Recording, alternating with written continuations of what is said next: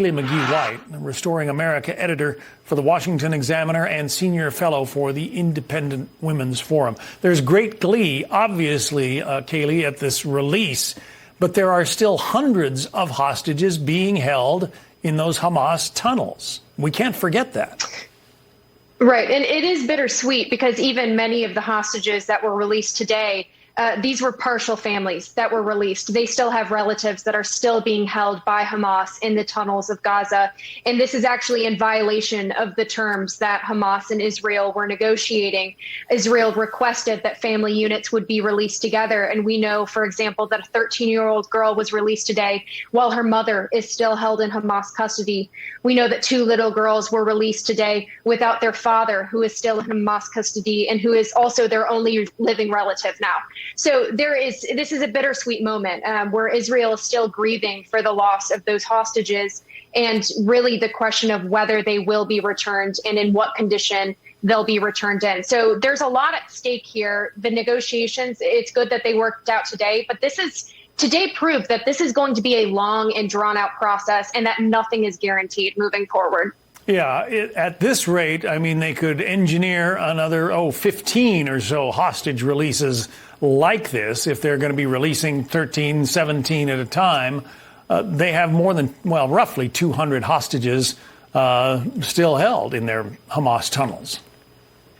Right. And make no mistake, part of the goal here for Hamas, by keeping families separated, by holding partial families back in Gaza while releasing some, this is part of their psychological warfare.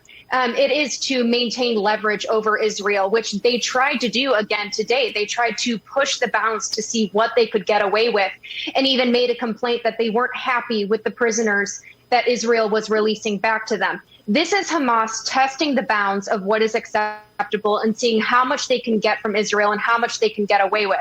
So, we do need to keep in mind here that Hamas is not being benevolent in any of this. The rock bottom line is to release the hostages that were unwillingly taken from their homes. So, again, they don't deserve any credit in any of this. And there is an element where they're using this to continue manipulating Israel and continue to hold these families over Israel's head.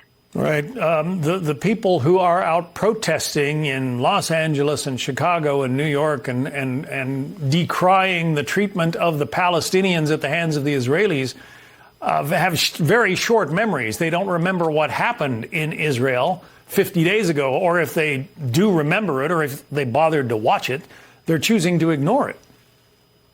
They are. I think it's the latter. They're choosing to ignore it. And John, I wonder how many of these activists who we've seen tearing down posters in New York, tearing down posters in Washington, D.C., and cities across the country of kidnapped Israelis who are being held in Gaza. I wonder how many of them are seeing these hostages get off the bus and get safe back into Israel. And I wonder how many of them realize that those were the pictures that they were tearing down, and that some of those pictures that they tore down might never come home. These were real people. And you know what? The activists know that, and they choose to ignore that fact because it's not it doesn't go along with their political agenda and all of this. And they should be ashamed of themselves. It's wicked. At the end of the day, that's what it is. And I just wish that they would have to be forced to look those Israeli hostages in the eyes and say, yeah, I tore down your poster when you had no hope, when you had no friends, when you were lost in Gaza. I tore down your poster and I didn't want you to come home, because that is the message that they were communicating when they did that. Very, very good point. Kaylee McGhee White, I'm glad we could reestablish your connection. Thanks very much.